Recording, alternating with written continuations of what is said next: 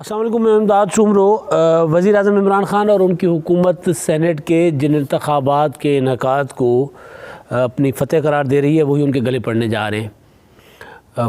Saint کے انتخابات ویسے تو روٹین میں ہوتے تھے، ہر 3 سال کے بعد آدھا سینٹ ریٹائر ہوتا ہے اور اس کے بعد جو اسمبلیاں ہیں وہاں سے اور سینٹ کے جو ارکان ہیں وفاق صوبائی اور وفاقی نمائندے وہ منتخب ہوتے ہیں اور سینٹ کمپلیٹ ہوتا ہے دوبارہ۔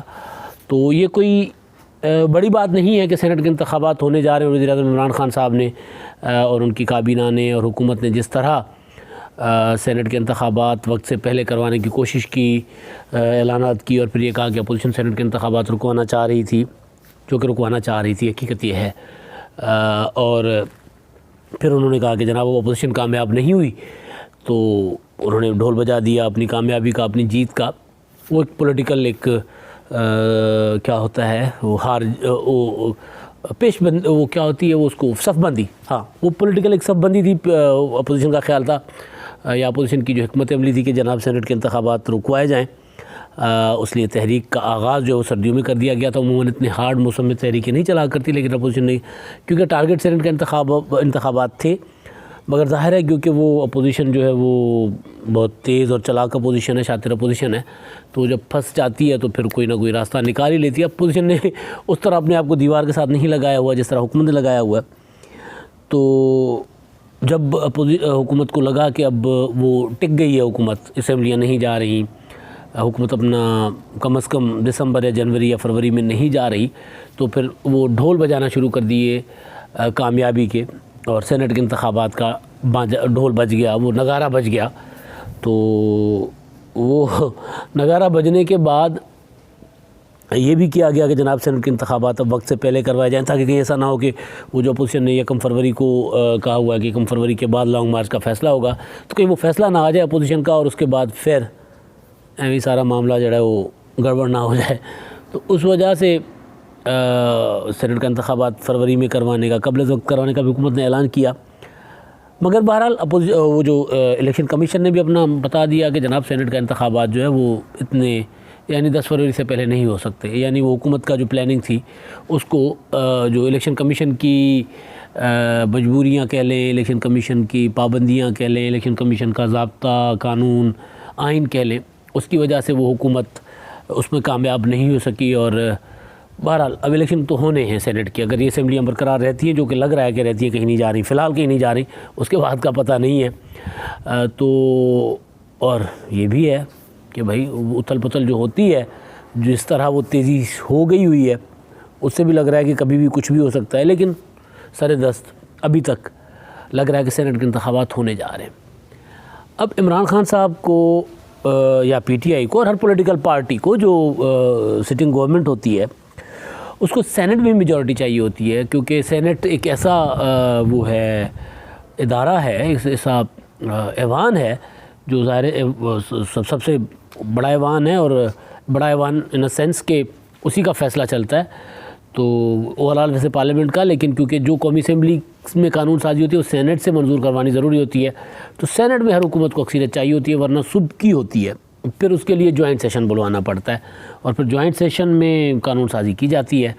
تو جوائنٹ سیشن ایک بہرحال حکومت کو خفت تو اٹھانی پڑتی ہے اس کی۔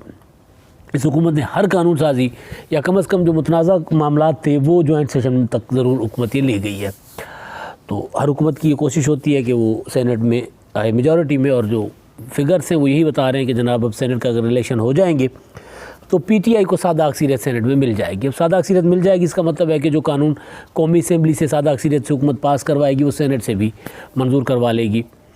تو اس لیے اب ظاہر ایک ہر حکومت کی خواہش ہوتی ہے، تو خان صاحب کی بھی خواہش تھی کہ سینٹ کے انتخابات وہ کروائیں، اور سینٹ میں ظاہر ہے قومی اسمبلی تو ٹوٹ جاتی ہے، سینٹ نہیں ٹوٹ سکتا۔ سب سے بڑی امپورٹنٹ چیز یہ ہے کہ سینٹ وہ ادارہ ہے کہ اسمبلیاں ساری ٹوٹ سکتی ہے، سینٹ تحلیل نہیں ہو سکتا کسی بھی۔ اب یہ جو آپ کو چیز جو آئین توڑنا پڑتا ہے نا، جب آمروں کو آ کے اسمبلیاں توڑوا دی، وہ فاروق لغاری کے ذریعے توڑوا دی، اس کے لیے ذریعے کون تھے یار، وہ غلام اسحاق خان، ان کے ذریعے توڑوا دی۔ اسمبلیاں تو توڑوا دیتے ہیں لیکن سینٹ نہیں ٹوٹتا ہوتا، پھر سینٹ کو توڑنے کے لیے آئین توڑنا پڑتا ہے۔ پھر سینٹ تحلیل ہوتا ہے. تو سینٹ وہ ادارہ ہے جس میں ہر پولیٹیکل پارٹی کی خواہش ہوتی ہے کہ وہ جو حکومت میں ہو کہ وہ میجورٹی میں آئے, تاکہ اگلے 3 سال بھی اپنی حکومت پورے کرنے کے بعد بھی وہ سینٹ میں, جیسے آج کل پیپلز پارٹی مسلم لیگ نون کی میجورٹی ہے, اس سے پہلے پیپلز پارٹی حکومت تو ختم ہو گئی تھی لیکن سینٹ میں میجورٹی پیپلز پارٹی کی تھی, اور پیپلز پارٹی یا مسلم لیگ نون جیسے اب دندن آ رہی ہے تب پیپلز پارٹی دندن آتی تھی سینٹ میں. ابھی بھی آپ دیکھ لیں سینٹ میں حکومت تو بیچاری ترلے کر رہی ہوتی ہے اور اپوزیشن جو ہے وہاں پہ دھاک بٹھا کر بیٹھی ہوئی ہے سینٹ میں. تو انتخابات تو ہوں گے, اور انتخابات سینٹ کے کروانے کی ایک وجہ یہی ہے کہ خان صاحب کو وہاں پہ میجورٹی چاہیے, اور وہ میجورٹی حکومت ختم ہونے کے بعد بھی ان کی برقرار رہے گی اگلے 3 سال. تو اب ہو کیا رہا ہے خان صاحب کے پاس؟ خان صاحب کے ساتھ جو ہاتھ ہو رہا ہے وہ یہ ہو رہا ہے کہ وہ بھانمتی کا کنبا جوڑا, کہیں کی اینٹ کہیں کا روڑا. تو اب وہ میں نے کچھ دن پہلے بھی گزارش کی تھی, وہ اینٹ اور روڑے جو اپنے رنگ دکھانا شروع ہو گئے ہیں. اب ایم کیو ایم کو مردم شماری یاد آ گئی, مسلم لیگ قائد اعظم کو کسان یاد آ گئے پرویز الہی صاحب کو, اور جنوبی پنجاب محاذ کو پھر اپنے مطالبات اپنے وعدے وعید یاد آ گئے. اب سب نے آ کر ابھی کیوں رنگ دکھانا شروع کیا ہے؟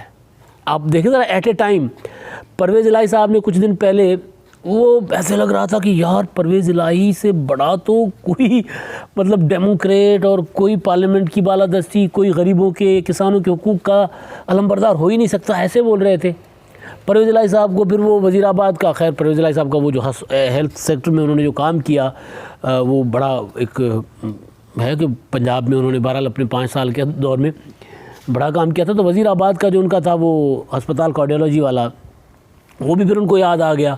بھائی وہ 3-4 ماہ پہلے بھی یاد آ سکتا تھا, اب یاد آ گیا. اور عمران خان صاحب کو لگا کہ یار یہ تو انہوں نے وہ خان صاحب سے پیسہ نکلوانا مطلب خالہ جی کا واڑہ نہیں ہے. خان صاحب پیسے نکالیں, توبہ توبہ توبہ, سوچ ہی نہیں سکتا کوئی عمران خان صاحب خرچہ کریں گے. لیکن انہوں نے عمران خان صاحب سے پیسہ نکلوا لیا اس کے لیے, وزیر آباد کارڈیولوجی کے لیے, جو 6 ماہ سے نہیں تھا. اب وہ کیونکہ وقت آ گیا نا کہ اب سینٹ کا الیکشن ہے, اور سینٹ کے الیکشن میں مدد چاہیے ہوگی. اب مسلم لیگ قائد اعظم پنجاب میں ان کے پاس جو پنجاب میں جو فارمولہ اپلائی ہوتا ہے نا سینٹ کے الیکشن میں, اس میں مسلم لیگ قائد اعظم فٹ نہیں بیٹھتی. ان کے 8 ووٹ ہیں, وہ 8 ووٹوں سے اپنا سینٹر بنوانا چاہیں گے ظاہر ہے. تو اس لیے انہوں نے اپنا رنگ دکھانا شروع کر دیا ہوا ہے. سندھ اسمبلی میں جو ایم کیو ایم ہے ایک سینیٹر چنوا سکتی ہے, یا تو اگر ادھر ادھر جوڑ توڑ کر کے. اب ایم کیو ایم کو مردم شماری یاد آ گئی. بھئی ایم کیو ایم کراچی میں یا جو اس حکومت میں وفاقی حکومت نے جس طرح این ایف سی میں جو سندھ کا حق کھایا ہوا ہے, جس طرح انہوں نے وعدے کیے تھے پہلے دن سے 162 ارب روپے والا وہ جو تماشا بن گیا ہوا ہے. جب وزیر اعظم صاحب آئے تھے کراچی اپنی حکومت کے بعد پہلی بار, اور مزار قائد پر پہلے وزیر اعظم تھے جو مزار قائد پر ہی نہیں گئے تھے منتخب ہونے کے بعد, تو بہرحال وہ پھر آئے تھے تو مزار قائد پر بھی چلے گئے تھے. تو انہوں نے وہاں مزار قائد پر بھی جو حاضری دی تھی اور 162 ارب روپے کا ایک پیکیج دیا تھا کراچی کو. وہ پیکیج پتہ نہیں کہاں چلا گیا. پھر یہ برساتیں آئیں پچھلے سال, یہ جو ابھی پچھلے سال کیوں اسی ابھی جو مونسون تھا گزشتہ مونسون, اس مونسون میں بھی پتہ نہیں 1200-1300 ارب روپے کا ایک ہوائی پیکیج دے کے چلے گئے تھے. تو ایم کیو ایم والے خوش تھے, راضی تھے, ان کو کوئی ایشو ہی نہیں تھا. اب ایم کیو ایم والوں کو اچھا مطلب کراچی کے عوام کے مسائل, کراچی کے مینڈیٹ, حیدرآباد کے مینڈیٹ کے وہ دعوے دار ہیں, اور میں حیدرآباد میں ہوں, اور جو حشر ہے شہر کا, مطلب میں کسی دن بتاؤں گا وہ کہ لطیف آباد مطلب کون سا علاقہ جو ان کے پاس تھا بھائی لوگوں کے پاس جس کا حشر کیا ہوا. مجھے ایک دوست کہہ رہا تھا کہ جناب یہ تو مطلب جیسے بہرحال مدعے پہ آتا ہوں میں. تو اب ایم کیو ایم والوں کو پہلے تو یاد نہیں آتے تھے بھائی شہر, پہلے تو یاد نہیں آتا تھا شہری آبادی. اب ان کو مردم شماری بھی یاد آ گئی, اور مردم شماری والے معاملے میں ایم کیو ایم کا اسٹانس بالکل ٹھیک ہے. میں نے کل بھی گزارش کی تھی, وہ بالکل ٹھیک ہے. مردم شماری یہ کیا مردم شماری ہوئی کہ میں لاہور میں رہا ہوں اور مستقل رہ رہا ہوں, 20 سال ہو گئے ہیں, اور میں اب جب مردم شماری کرواؤں تو میں اپنے گاؤں میں جو ہی میں گوٹ بخشلی رند میں رہتا ہوں اور وہاں کا میں اپنا پتہ دے دوں اور وہاں پہ میں گنا جاؤں, تو یہ زیادتی ہے. تو یہ کیا گیا کراچی کے ساتھ, یا اوورال جو مردم شماری میں سندھ کے ساتھ. پنجاب کے ساتھ بھی ایون یہی ہوا. پنجاب میں بھی آپ دیکھیں پنجاب کی سیٹیں کم ہو گئی. تو خیر تو بہرحال اب وہ جو چیز تھی ایم کیو ایم کی, وہ تب تو ایم کیو ایم کو یاد نہیں آ رہا تھا, اتنے عرصے سے چپ بیٹھے تھے. اب ایم کیو ایم کو سینٹ کے ٹائم پہ آ کے جب حکومت نے کہا تو ایم کیو ایم کو مل گیا بہانہ کہ جناب اب یہ حکومت نے متنازع مردم شماری جو ہے وہ منظور کر لی ہے, لہذا اب یہاں پہ گھیرو، اپنا حصہ لو پراپر۔ پی ٹی آئی کے پاس سندھ میں ارکان ہیں اور جو سینٹ کے الیکشن میں اپنے حصے سے زیادہ لینے کے لیے پھر انہوں نے مردم شماری والی بات کر دی۔ خالد مقبول صدیقی نے کہا اب ہمارے پاس حکومت میں رہنے کے لیے کوئی جواز نہیں ہے۔ پھر وہی جو بھائی کیا کرتے تھے، بھائی لندن سے کہتے تھے بھائی نے استعفیٰ دے دیا، بھائی حکومت چھوڑ رہے، پھر بھائی کہتے تھے کہ نہیں اب میں عوام سے پوچھوں گا کہ ہم نے حکومت میں رہنا ہے کہ نہیں رہنا۔ جو پیپلز پارٹی کی پچھلے سال کی حکومت، پچھلی گزشتہ جو حکومت تھی، آخری حکومت تھی 2008 والی، اس میں بھائی یہی کرتے رہے تھے۔ حکومت سے الگ ہونے کا اعلان کر کے کہتے اب میں عوام میں جا رہا ہوں۔ پھر عوام نے کہا نہیں بھائی آپ نے حکومت نہیں چھوڑنی، عوام نے کہا نہیں بھائی آپ نے سربراہی نہیں چھوڑنی، قائد ہیں آپ، تو پھر وہ روتے روتے بھائی واپس آ جاتے تھے۔ تو ظاہر ہے بھائی کے لوگ ہی ہیں، بھائی کے بندے ہیں۔ وہ ایک کبیر کی بندی تھی نا، وہ تو کبیر سنگھ والی، یہ بھائی کے بندے ہیں۔ تو بھائی کے بندوں نے کہا کہ جناب نہیں، اب ہم حکومت سے تو الگ ہوں گے لیکن اس کے لیے ہم عوام سے پوچھیں گے۔ اب عوام سے کیا پوچھیں گے؟ ظاہر ہے سیدھا عمران خان صاحب کو کہیں گے بھائی سینٹ میں کتنا حصہ دے رہے ہو ہمیں، اور کیا دے رہے ہو ہمیں، حکومت میں کیا دے رہے ہو؟ ظاہر ہے وہ سارا معاملہ اب ہمارے وہ جو پیر صاحب پگاڑا ہیں، مطلب کمال ہو گیا۔ وہ بڑے پیر صاحب تو خیر اپنی سیاست پراپر دیکھتے تھے، سمجھتے تھے۔ یہ والے پیر صاحب تو خیر اس لیول کے نہیں رہے، ان کی پوری کی پوری فنکشنل لیگ پیپلز پارٹی میں شامل ہو گئی۔ آج آگے بچے تھے وہ جام صادق کا خاندان، وہ بھی پیپلز پارٹی میں آ گیا۔ تو یہ پیر صاحب اپنی جماعت تو سنبھال نہیں سکے، لیکن بہرحال پھر پیر صاحب کے نمائندے شہباز شریف سے ملنے چلے گئے جیل میں۔ مطلب وہ محمد علی درانی صاحب نائس آدمی ہیں، بہت اچھے آدمی، وفادار آدمی ہیں، وہ چلے گئے۔ جی وہ کیوں گئے بھائی جان؟ وہ بھی اس لیے گئے کہ بھائی ہمیں بھی کچھ دو، اگر ہمیں کچھ دو، ورنہ پھر ہم بھی اپوزیشن کے ساتھ بیٹھ سکتے ہیں، ہم بھی اختر مینگل کی طرح آپ سے الگ ہو سکتے ہیں۔ یہی شجاعت پرویز الہی کہہ رہے ہیں، یہی کچھ کر رہے ہیں سینٹ کے انتخابات سے پہلے ایم کیو ایم والے، اور یہی کچھ کر رہے ہیں فنکشنل لیگ۔ تو خان صاحب وہ کہتے ہیں نا گئے تھے کان چھدوانے اور کان ہی کٹوا کے آ گئے۔ تو خان صاحب سینٹ کا الیکشن تو کروانے جا رہے، لگ پتہ جائے گا خان صاحب کو کہ مخلوط حکومت جو ہوتی ہے اس میں یہی مواقع ہوتے ہیں جب لوگ اپوزیشن کو بلیک میل حکومت کو بلیک میل کرتے ہیں، اپنے اتحادی حکومت سے اپنا حصہ جو ہے وہ حصے سے زیادہ بٹورنے کی کوشش کرتے ہیں۔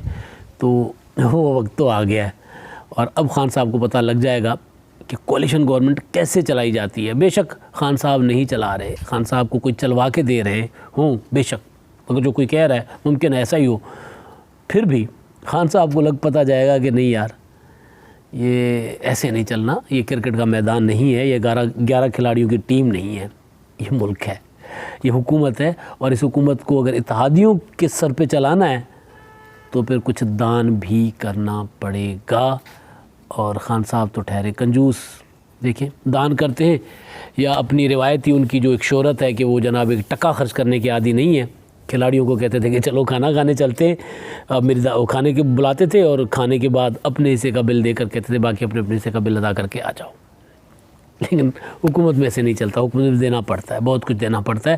اور وہ کہتے ہیں نا کہ حکومت جو ہوتی ہے وہ پھلدار درخت کی طرح ہوتی ہے، وہ ہمیشہ جھکی رہتی ہے، پھل بھی دیتی ہے اور جھکی بھی رہتی ہے۔ اب تک کے لیے اتنا ہی، اللہ حافظ۔